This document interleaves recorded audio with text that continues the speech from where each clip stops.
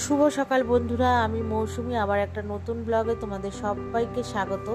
তো সবাইকে good morning জানিয়ে ভিডিওটা স্টার্ট করছি। তো চলো, এখন বাজে সকাল 6টা। তো দেখো আজকে ওয়েদারটা কেমন, আকাশটা কেমন মেঘলা মেঘলা হয়ে রয়েছে, মনে হচ্ছে বৃষ্টি হবে। তো আমি তো রেডি হয়ে দেখলে তোমাদের সাথে ভিডিওটা অন করেছি, তারপর জানলা দরজা খুললাম, খুলে এক্সারসাইজ স্টার্ট করেছি, করে তারপরে চলে এসেছি রান্নায়। এক্সারসাইজ তো শেষ হয়ে যাওয়ার পর রান্নায় চলে এসেছি, যেহেতু আজকের থেকে মেয়ের এক্সাম শুরু হচ্ছে। তো মেয়েকে সকাল সকাল ডাকতে হবে, ও বলে রেখেছে ডেকে দিতে, একটু উঠে পড়াশোনা করবে আর কি। তো তার ফাঁকে আমি আমার অ্যাফ্রেসটা বানিয়ে নিলাম, নিয়ে খেলাম। এবার যাব মেয়েকে ডাকতে।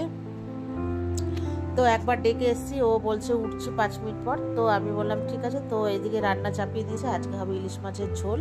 আর মেয়ে যেহেতু ইলিশ মাছ খায় না, ওর জন্য কাটাপোনা মাছ ভেজে দেব, আর হবে তোমার ভাজা কিছু, আর হচ্ছে একটু কোনো রকম সবজির একটা পাঁচমিশালি তরকারি করব এই। তো তারপরে দেখো মেয়েকে ওখানে উঠে দিয়েছি, মেয়ে ফ্রেশ হয়ে গেছে। তো মেয়েকে একটু চা করে দিলাম, ও খেলো, খেয়ে দিয়ে পড়তে বসে যাতে ঘুমটা কেটে যায়।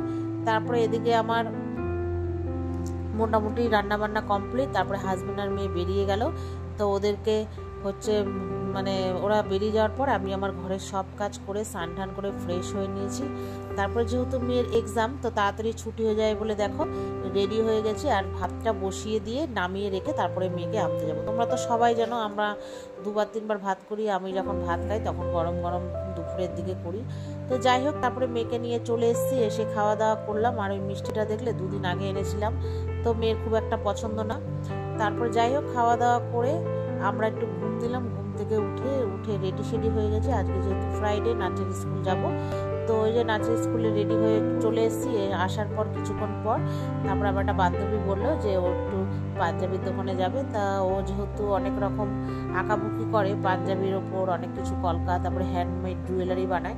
তো সেই জন্য একটা পাঞ্জাবি নিতে এসছে, কাউকে গিফট করবে হয়তো, হ্যান্ডমেড মানে আর কি আঁকবে। তো অনেক রকম পাঞ্জাবি দেখাচ্ছিল, তো ওর সেরকম খুব একটা পছন্দ হয়নি। তারপরে একটু ভালো কোয়ালিটির নিল আর কি। ও আগে নিয়েছে, ওইগুলো নেই, এখন অন্যরকম এসছে, মানে নেবে এক কালা, তার উপরও হাতের কাজ করবে। তো তোমাদের যদি কারোর লাগে এরকম ধরনের কোনো জিনিস, তো আমার সাথে যোগাযোগ করো, আমিও ফোন নাম্বারটা দিয়ে দেবো, তোমরা যোগাযোগ করে নিতে পারো। তারপরে পাঞ্জাবি নিয়ে চলে এসেছি। এখানে একটা মেলা বসছিল, এখান থেকে আমার বান্ধবী নিল একটা প্লাজো। তারপরে নিয়ে বেরিয়ে চলে আসলাম বাড়ি নাচের স্কুল থেকে। তো চলো টাটা।